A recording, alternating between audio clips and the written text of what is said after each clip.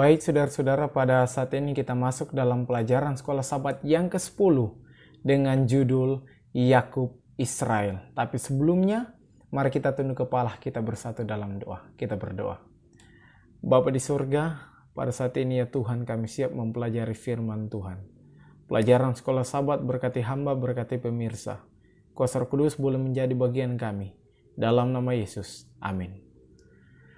Saudara-saudara, pada pekan ini, penulis Sekolah Sabat, Dr. Dokan, dia mengambil ayat tema atau ayat hafalan tercatat atau terambil dalam Kejadian 32, ayatnya yang ke-28. Firman Tuhan berkata, "Lalu kata orang itu, namamu tidak akan disebutkan lagi Yakub, tetapi Israel, sebab engkau telah bergumul melawan Allah dan manusia, dan engkau menang." Saudara-saudara, pekan lalu kita telah melihat kehidupan dari Ishak, Yakub, dan kakaknya Esau yang sangat dramatis.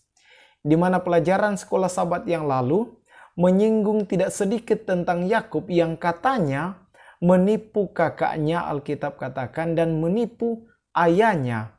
Dan kalau kita melihat ketika dia menipu ayahnya, Alkitab mengatakan, kita belum melihat bahwa Yakub ini boleh dikatakan anak durhaka dalam Kejadian pasalnya yang ke-27.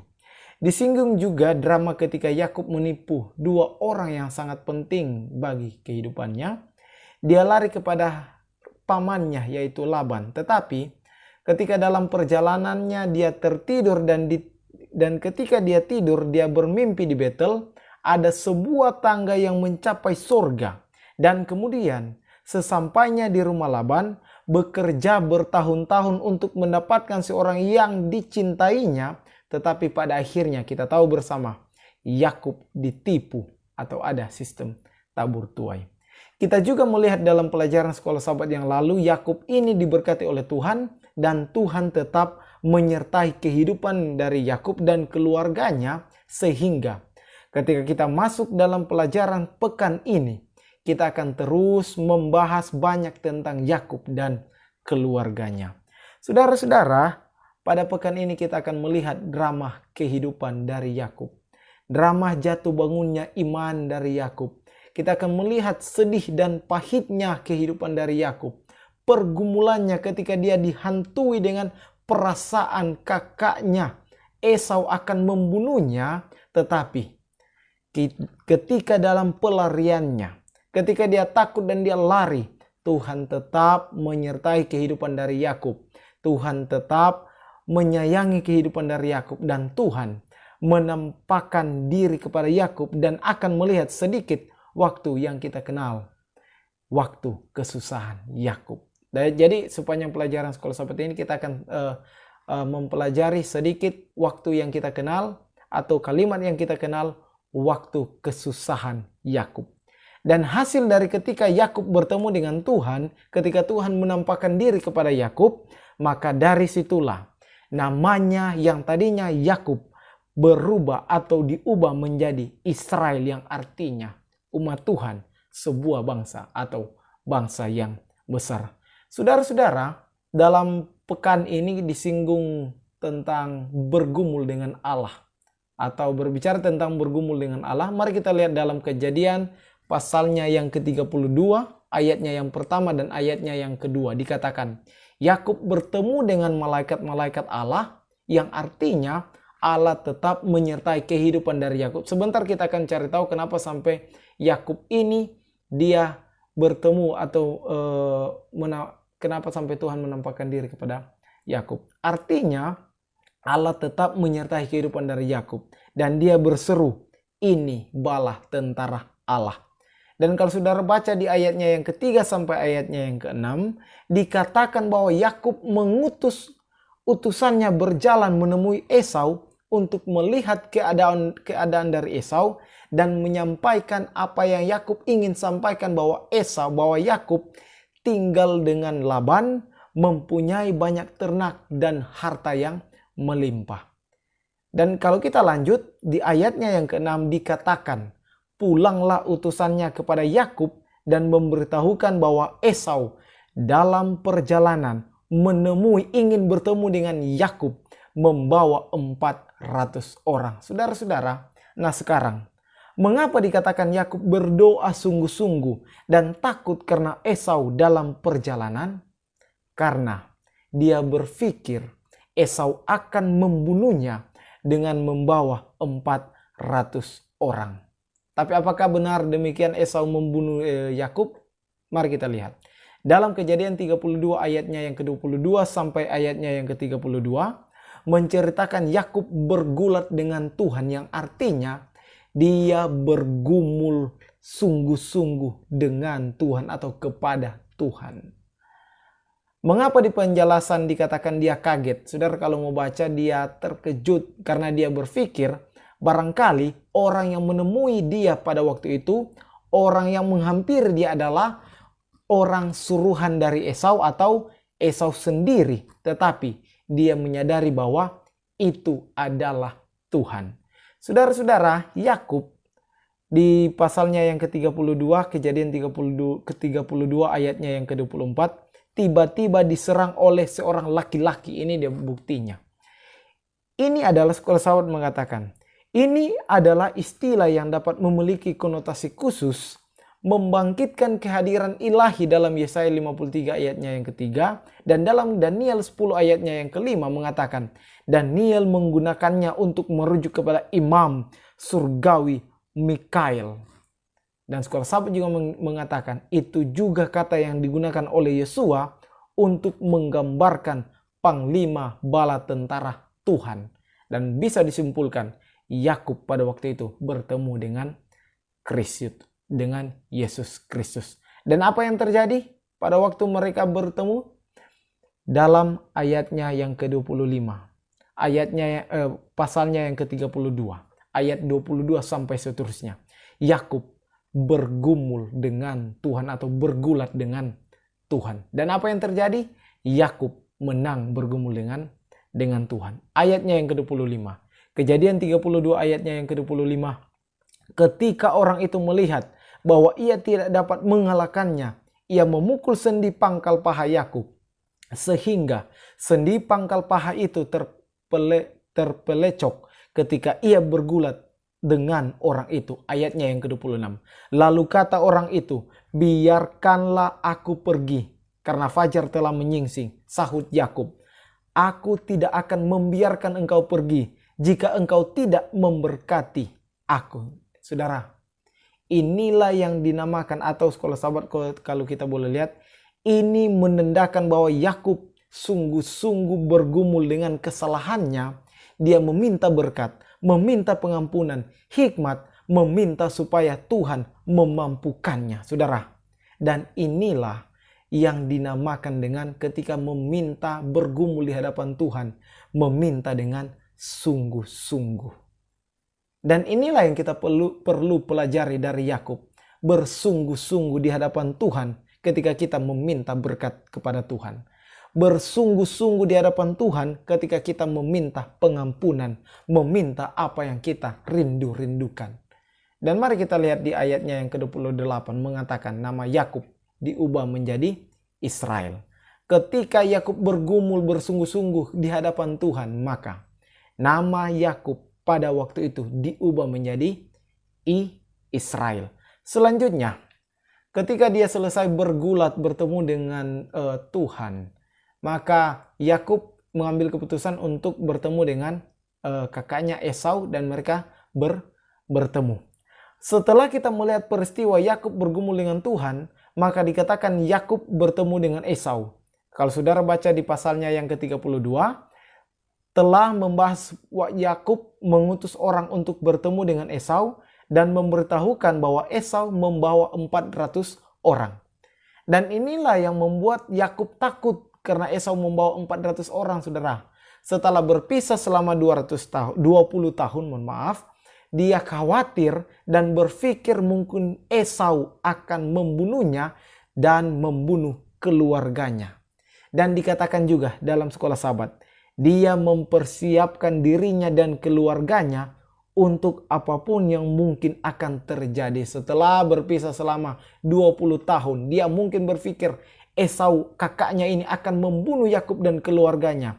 Dia mempersiapkan dirinya apapun yang akan terjadi. Dia telah bersiap. Dalam Kejadian 33 ayatnya yang pertama sampai seterusnya.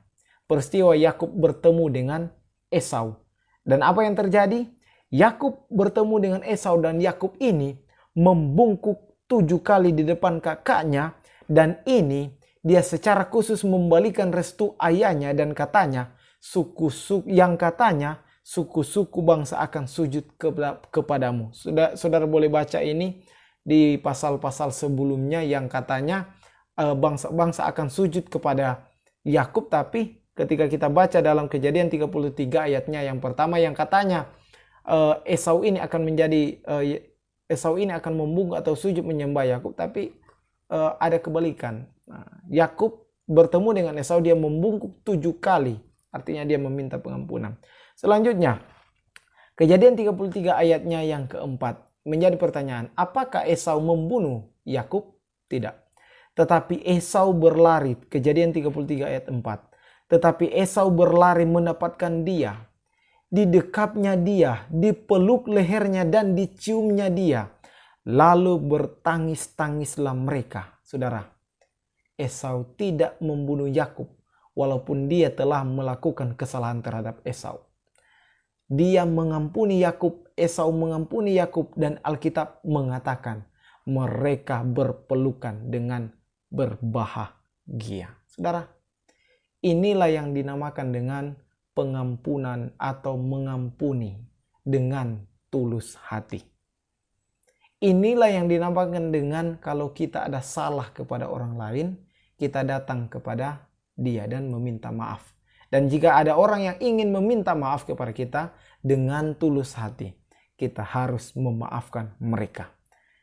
Mari kita lihat selanjutnya respon dari Yakub ketika melihat Esau. Ketika melihat Esau di ayatnya yang ke-10, saudara boleh baca. Wajah Esau yang telah mengampuni Yakub terlihat seperti wajah Allah. Ini luar biasa. Alkitab mengatakan menurut informasi yang kita ambil ketika Esau mengampuni Yakub, Yakub melihat wajah dari Esau, wajahnya ini kata seperti wajah dari Allah. Artinya orang yang mengampuni kesalahan orang lain, orang yang suka mengampuni ketika orang lain bersalah kepadanya, wajahnya seperti Allah. Karena Allah itu adalah Maha Pengampun. Saudara, mau tahu bagaimana wajah Allah? Saudara melihat saja. Orang yang suka mengampuni, Alkitab katakan wajahnya sama seperti Allah. Dan inilah yang dinamakan dengan pengampunan yang sejati. Seterusnya, di pelajaran selanjutnya berbicara tentang pencemaran terhadap Dina. Setelah Yakub dan Esau berdamai dengan penuh sukacita, Yakub ingin tinggal di tanah Kanaan dengan damai, saudara-saudara. Dan dengan membeli sebidang tanah dari penduduk setempat dan mendirikan mezbah di sana. Ini menarik, kenapa dikatakan Alkitab, firman Tuhan katakan tanah itu akan menjadi tanahmu, tapi kenapa di sini dikatakan mereka membeli? Nanti itu barangkali ada di pelajaran-pelajaran selanjutnya, bahkan itu telah disinggung di pelajaran sebelumnya.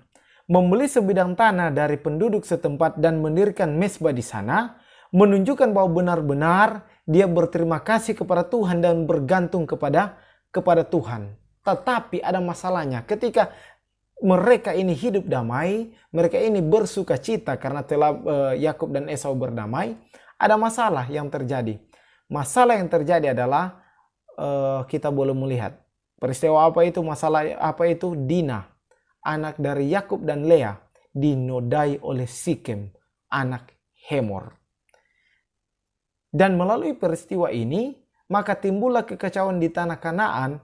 Mereka tidak mau adanya kawin campur. Mereka tidak setuju adiknya mereka dibuat seperti itu, dinodai atau dicemari. Dan pada akhirnya, sekolah sahabat dan Alkitab mencatat, Simeon dan Lewi menampilkan diri mereka sebagai pembela Tuhan untuk menolak kawin campur, menggunakan kebohongan dan penipuan, dan siap membunuh dan menjara. Dalam Kejadian pasalnya yang ke-34, ayatnya yang ke-30, ayatnya yang ke-13, ayatnya yang ke-25 sampai ayatnya yang ke-27. Sekolah sahabat juga mencatat, tindakan mereka tidak hanya tercela, tetapi berpotensi menimbulkan lebih banyak masalah. Nah sekarang, bagaimana dengan Yakub?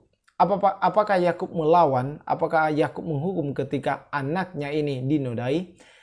Sekolah Sahabat mengatakan, adapun Yakub, dia hanya peduli dengan perdamaian. Dia peduli dengan perdamaian, bukan berarti dia tidak peduli kepada anaknya ini Dina. Ketika pemerkosaan terjadi kepada putrinya, dia tidak mengatakan apa-apa. Dalam Kejadian 34 ayatnya yang kelima. Nanti sebentar ada poinnya, saudara. Namun, setelah dia mendengar tentang apa yang telah dilakukan putranya, Yakub menegur mereka karena apa yang dapat terjadi selanjutnya. Saudara, di sini kita belajar untuk jangan membalas kejahatan dengan kejahatan. Janganlah menggunakan nama Tuhan padahal itu adalah kebohongan dan penipuan. Jika dalam kehidupan kita ada seorang yang melakukan kejahatan, firman Tuhan katakan, jangan membalas kejahatan dengan kejahatan. Selanjutnya, berbicara tentang penyembahan berhala. Setelah Yakub menyadari bahwa perdamaiannya dengan orang Kanaan telah terganggu dan setelah kedua putranya ditegur dalam Kejadian 34 ayatnya yang ke-30 sampai 31, Tuhan mendesak Yakub untuk meninggalkan Sikem dan kembali ke Betel untuk memperbarui perjanjiannya. Memang Tuhan memberitahu dia bahwa begitu dia sampai di sana, dia perlu membangun sebuah mesbah dan seterusnya. Sementara itu, hal pertama yang dicatat setelah perintah Tuhan adalah perintah Yakub untuk menyingkirkan berhala Kanaan yang telah dirampas di kota Sikem dan dewa-dewa rumah tangga yang telah dicuri oleh Rahel. Dalam Kejadian 31 ayat 19 dan ayatnya yang ke-32.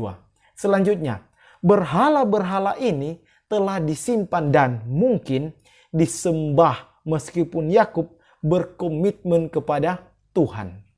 Sekolah Sahabat juga mencatat, tidaklah cukup bagi Yakub untuk meninggalkan Sikem untuk menghindari pengaruh orang Kanaan. Yakub harus menyingkirkan berhala di dalam kemah dan di dalam hati bangsanya. Saudara, inilah yang dinamakan dengan pertobatan yang sesungguhnya. Bila ada hal-hal yang bisa membuat kita jatuh, sebaiknya singkirkan. Sama seperti Yakub. Walaupun dia berkomitmen untuk tidak menyembah berhala, tetapi kalau ada berhala di dalamnya, bisa saja mereka menyembah. Itulah sebabnya dia menyingkirkan semua berhala. Maka dari itu, dalam kehidupan kita, jika ada hal-hal yang bisa membuat kita jauh, lebih baik kita menghindar. Kadang-kadang kan kita berdoa, jauhkan kita dari segala pencobaan. Nah, itu berarti kalau kita tahu itu boleh menggoda kita untuk melakukan kesalahan, ada baiknya kita menjauh. Dan manusia perlu bertobat sungguh-sungguh, saudara.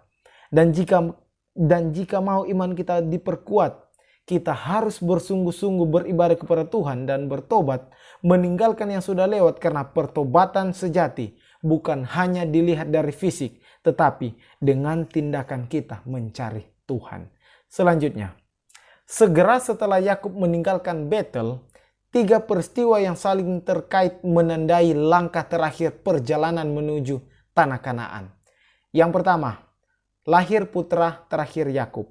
Yang kedua, Rahel meninggal setelah melahirkan putra yang terakhir dan mengubah namanya bernama Ben-Oni.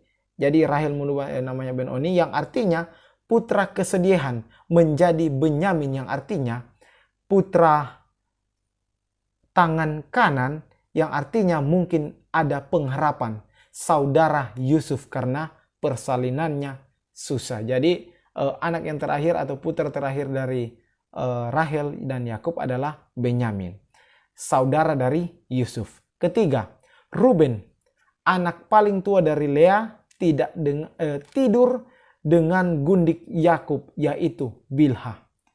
Tapi kalau kita melihat hebatnya, Yakub tidak menanggapi pelanggaran yang mengerikan ini meskipun dia diberitahu tentang itu. Dalam Kejadian 35 ayatnya yang ke-22, mungkin pada saat ini dalam hidupnya, Yakub percaya kepada Tuhan bahwa dia akan menggenapi firman-Nya meskipun ada dosa dan kejahatan dari waktu ke waktu yang terjadinya. Saudara, aplikasi yang boleh kita ambil, Allah sudah di pelajaran yang terakhir ini, Allah sudah memilih mereka. Apapun yang sudah dipilih oleh Allah, itu tidak bisa dibatalkan oleh manusia. Sekalipun keluarga mereka sangat berantakan, tetap Tuhan memakai mereka untuk menggenapi firman-Nya.